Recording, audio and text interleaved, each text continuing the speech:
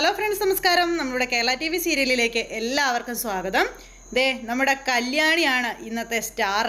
ശരിക്കും പറഞ്ഞാൽ വിക്രം എന്ന് പറയുന്ന പേരും കള്ളനെ ഈ ലോകത്തിന് മുന്നിൽ കാണിച്ചു കൊടുത്ത കല്യാണിക്ക് കയ്യടികളുമായിട്ട് ഒരുപാട് പേരിങ്ങനെ ചുറ്റിനും നിൽക്കുന്നു. എന്തായാലും മകൻ വീട് നോക്കുന്നതും വീട് വാങ്ങിക്കുന്നതും അതുപോലെ കാശുകാരനാകുന്നതും ഒക്കെ സ്വപ്നം കണ്ടിരുന്ന പ്രകാശനും പ്രകാശൻ്റെ അമ്മയ്ക്കും കിട്ടിയത് ഇടിവെട്ട് തിരിച്ചടിയെന്ന് തന്നെ പറയാം. അങ്ങനെ അവർ സ്വപ്നം പോലും കാണാത്ത, സ്വപ്നത്തിൽ പോലും വിചാരിക്കാത്ത ഒരു തിരിച്ചടിയുമായിട്ട് തൻ്റെ മകൻ മുന്നിൽ നിൽക്കുമ്പോൾ പ്രകാശനെ എടുത്തിട്ട് ചവിട്ടി കൂട്ടിയെന്ന് തന്നെ പറയാം രതീശൻ.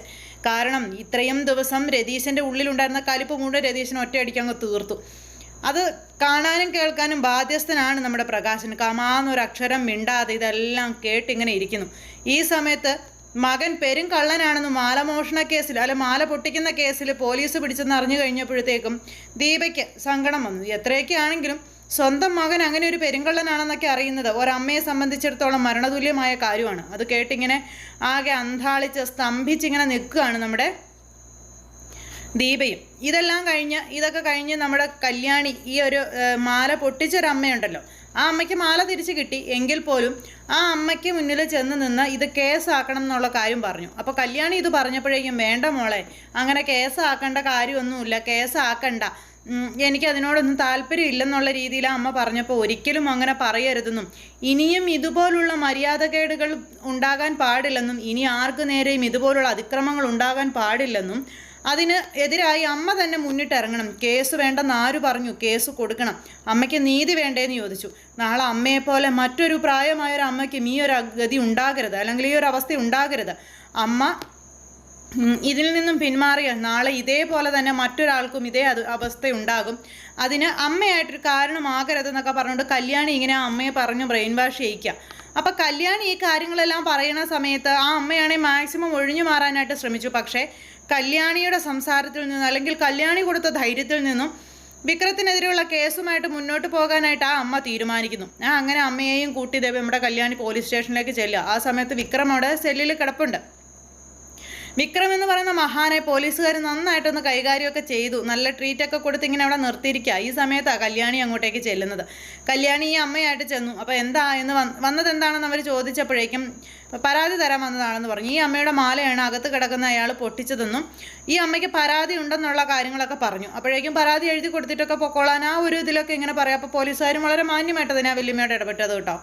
അത് കഴിഞ്ഞപ്പോൾ കല്യാണി ചോദിച്ചു, എനിക്ക് അകത്ത് കിടക്കുന്ന വിക്രത്തെ ഒന്ന് കാണാൻ കഴിയുമോ എന്നിങ്ങനെ ചോദിച്ചു. അപ്പോൾ കല്യാണിയോട് പറഞ്ഞു കണ്ടോളാൻ പറഞ്ഞു. കല്യാണി അകത്തേക്ക് കയറി ചെന്നു.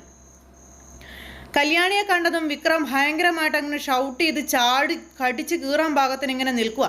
അപ്പോഴേക്കും നമ്മുടെ കല്യാണി, നീ ആരോട് ചോദിച്ചിട്ടാടി ഇങ്ങോട്ട് വന്നത്, എന്തിനാടി എൻ്റെ മുന്നിലേക്ക് വന്നതെന്നൊക്കെ ചോദിച്ചപ്പോൾ കല്യാണി പറഞ്ഞു, ഞാൻ നിന്നെ കാണാൻ വേണ്ടി തന്നെ വന്നതാണെന്ന് പറഞ്ഞു.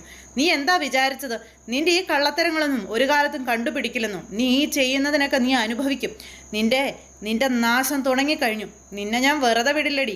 ഞാനിവിടെ നിന്നൊന്ന് പുറത്തിറങ്ങിക്കോട്ടെ, അതുവരെയുള്ളൂ നിൻ്റെ ജീവിതം.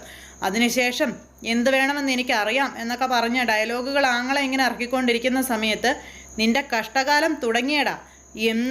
എന്ന് നീ സോണിയെ നിന്റെ ജീവിതത്തിൽ നിന്നും ഒഴിവാക്കിയോ, അവളോട് ആ ക്രൂരതകൾ മുഴുവൻ നീ കാണിച്ചോ, അന്ന് തുടങ്ങി നിന്റെ നാശം. ഇനി അങ്ങോട്ട് നിന്റെ നാശം പൂർണ്ണതയിലേക്ക് എത്താൻ പോവുക.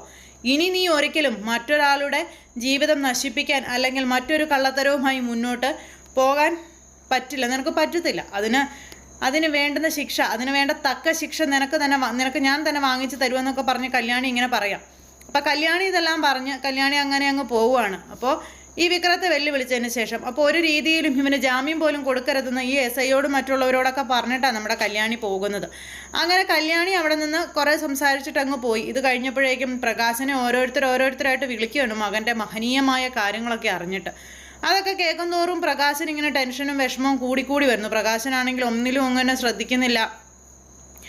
അങ്ങനെ മിണ്ടാതെ കരഞ്ഞുകൊണ്ട് അങ്ങനെ ഇരിക്കുമ്പോഴേക്കും അമ്മ ചോദിച്ചു, മോനെ അവനെ ഒന്ന് പോയി കാണണ്ടേടാ, എന്തെങ്കിലും ഒരു പരിഹാരം ഉണ്ടാക്കണ്ടേടാന്ന്. എന്ത് പരിഹാരം ഉണ്ടാക്കേണ്ടത്, എന്തിനാണ് ഞാൻ അവനെ പോയി കാണുന്നതെന്നും ചോദിച്ചുകൊണ്ട് പ്രകാശൻ അമ്മയ്ക്ക് നേരെ ചാടി തുള്ളിക്കടിക്കാൻ ചെല്ലുന്നു.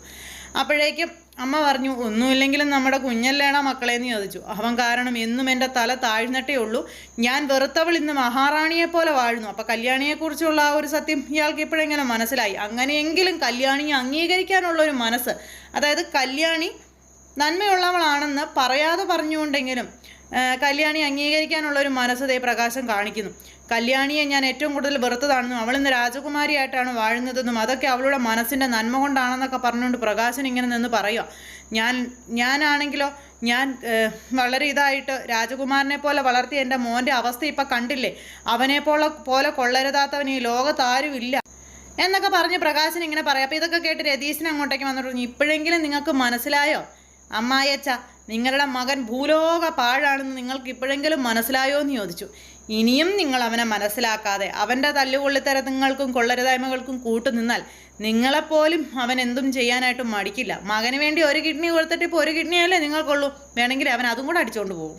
ദേ തള്ളെ, നിങ്ങൾ സൂക്ഷിച്ചോ, നിങ്ങളെ കൊണ്ട് കിട്ടുന്നതെല്ലാം ഊറ്റിയെടുക്കാൻ അവൻ തീർച്ചയായിട്ടും ശ്രമിക്കും. അതുകൊണ്ട് നോക്കിയും കണ്ടൊക്കെ നിന്നാലേ ഉള്ള കാലം ജീവിച്ച് പോകാം മര്യാദയ്ക്കെന്ന് പറഞ്ഞുകൊണ്ട് നമ്മുടെ രതീശൻ അങ്ങനെ അങ്ങ് പറയാം.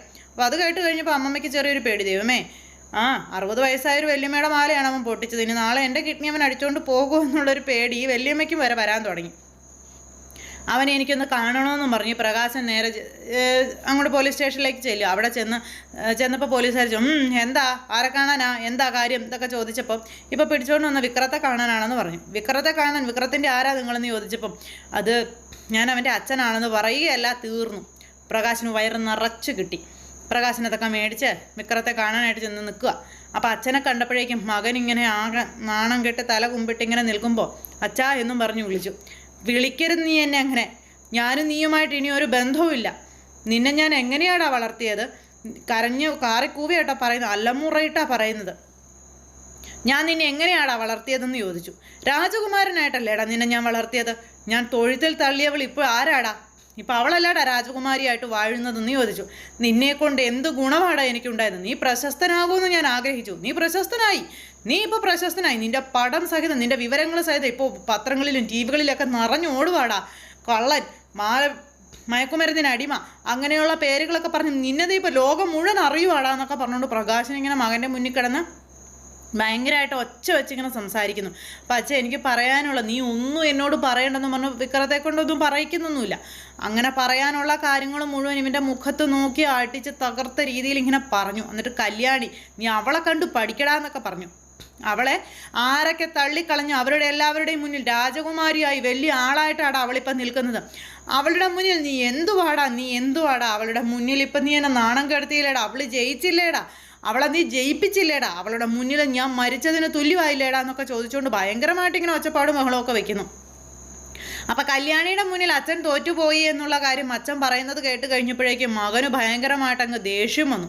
അങ്ങനെ ഒരു 100 പ്രാക്കും പ്രാഗി, നീ ഈ ജീവിതത്തിന് ഗുണം പിടിക്കില്ലടാ, രക്ഷപ്പെടില്ലടാ, നീ എൻ്റെ ജീവിതത്തിൽ ഏറ്റവും വലിയ പരാജയമാടാ എന്നൊക്കെ പറഞ്ഞു പ്രകാശൻ അങ്ങ് പോയി കഴിഞ്ഞപ്പോഴേക്കും പെങ്ങളോടുള്ള കലിപ്പിൽ അവളെ ഞാൻ കൊല്ലും അല്ലെങ്കിൽ അവളെ ഞാൻ അവസാനിപ്പിക്കും എന്നൊക്കെയുള്ളൊരു രീതിയിൽ ഈ വിക്രം ഇങ്ങനെ സെല്ലിൽ കിടക്കുക. ഇനിയിപ്പോൾ വിക്രത്തിൻ്റെ മെയിൻ പ്രധാന പണിയെന്ന് പറഞ്ഞാൽ കല്യാണിയെ അവസാനിപ്പിക്കുക, കല്യാണിയെ നശിപ്പിക്കുക എന്നുള്ളതൊക്കെ ആയിരിക്കും. അങ്ങനെ ആ ഒരു തീരുമാനവുമായിട്ട് ഈ പറയുന്ന വിക്രം ജയിലിൽ കിടക്കുന്ന സമയത്ത് വിക്രത്തെക്കുറിച്ചുള്ള കാര്യങ്ങളൊക്കെ സോണിയൊക്കെ അറിഞ്ഞു. അത് കേട്ട് കഴിഞ്ഞപ്പോൾ നമ്മുടെ സോണിക്ക് സന്തോഷമായി. സോണി അന്നേരം പറഞ്ഞു, ഇന്നല്ലെങ്കിൽ നാളെ അവനെ തേടി ഇതുപോലെ എന്തെങ്കിലുമൊക്കെ വരുമെന്നുള്ള കാര്യം തനിക്ക് അറിയാമായിരുന്നു. കാരണം ഒരിക്കലും നന്മയുടെ പാതയിൽ പോകാൻ ആഗ്രഹിക്കാത്ത ഒരുത്തനാണ് അവൻ. അവൻ ഇതല്ല ഇതിനപ്പുറവും വേണമെങ്കിൽ ചെയ്യുമെന്നൊക്കെ പറഞ്ഞ് സോണിയും അതൊക്കെ പറയുകയും ചെയ്തു കേട്ടോ. അപ്പോൾ അങ്ങനെ ആ ഒരു കാര്യങ്ങളൊക്കെ ഇങ്ങനെ സംസാരിച്ചുകൊണ്ട് സോണി ഇങ്ങനെ നിൽക്കുന്നു. ഈ സമയത്ത് ദീപയുടെ സങ്കടം അത് കണ്ടു കഴിഞ്ഞപ്പോഴേക്കും മക്കളും ഒക്കെ പറഞ്ഞു, അമ്മ എന്തിനാ സങ്കടപ്പെടുന്നത്, അവനെ ഓർത്ത് അമ്മയുടെ കണ്ണിൽ നിന്ന് ഒരിറ്റ് കണ്ണുനീര് പോലും ഇനി വീഴരുതെന്നൊക്കെ പറഞ്ഞ് അങ്ങനെയൊക്കെ പറയാം. അതിനുശേഷം പിന്നെ വിക്രത്തിൻ്റെ ആ ഒരു വലിയ മഹനീയമായ കഥയൊക്കെ അറിഞ്ഞ് ഓരോരുത്തരായിട്ട് അഭിപ്രായങ്ങൾ പറച്ചിൽ തുടങ്ങി. അതുപോലെ തന്നെ കാര്യങ്ങൾ അന്വേഷിക്കൽ തുടങ്ങി. പിന്നീട് കല്യാണിയാണ് ഇതിൻ്റെ പിന്നിലെന്ന് അറിഞ്ഞു കഴിഞ്ഞപ്പോൾ കുറേ പേര് കല്യാണിയായിട്ട് അടുത്ത് നിൽക്കുന്നവരെല്ലാവരും കല്യാണിയെ സ്നേഹിക്കുന്നു, അല്ലെങ്കിൽ എല്ലാവരും അപ്രിഷ്യേറ്റ് ചെയ്യുന്നു. ഈ സമയത്ത് പ്രകാശൻ കല്യാണിയെ അറ്റുകുത്തി പ്രാഗിക്കൊണ്ടിരിക്കുന്നു. അപ്പോൾ അങ്ങനെയൊക്കെയുള്ള ഒരു സിറ്റുവേഷനും കാര്യങ്ങളും ഒക്കെ കൂട്ടിയിണക്കിക്കൊണ്ടാണ് നമ്മുടെ കഥ വരുന്നത്. അപ്പോൾ എല്ലാവരും കാത്തിരുന്ന് കാണണം. ആരും തന്നെ മിസ് ചെയ്ത് കളയരുത്. എല്ലാവർക്കും നല്ലൊരു ദിവസം ആശംസിക്കുകയാണ്. എല്ലാവരുടെ സപ്പോർട്ടിനും സ്നേഹത്തിനും ഒരുപാട് നന്ദി അറിയിക്കുന്നു. അതോടൊപ്പം നമ്മുടെ ചാനൽ ആദ്യമായിട്ട് കാണുന്നവരുണ്ടെങ്കിൽ എല്ലാവരും നമ്മുടെ ചാനൽ ഒന്ന് സബ്സ്ക്രൈബ് ചെയ്യുക, സപ്പോർട്ട് ചെയ്യുകയൊക്കെ വേണം കേട്ടോ. പിന്നെ നമ്മുടെ ഈ പ്രമോ വീഡിയോയിൽ പ്രമോ കണ്ടവർ ഒരുപാട് പേരുണ്ടാവും. കാണാത്തവർക്ക് വേണ്ടിയിട്ടാണ് നമ്മൾ മെയിനായിട്ട് വീഡിയോസ് അപ്ലോഡ് ചെയ്യുന്നത്. അപ്പോൾ എല്ലാവരും ഒന്ന് അക്സെപ്റ്റ് ചെയ്യുകയും സപ്പോർട്ട് ചെയ്യുകയൊക്കെ ചെയ്യണം കേട്ടോ. അപ്പോൾ എല്ലാവർക്കും നന്ദി.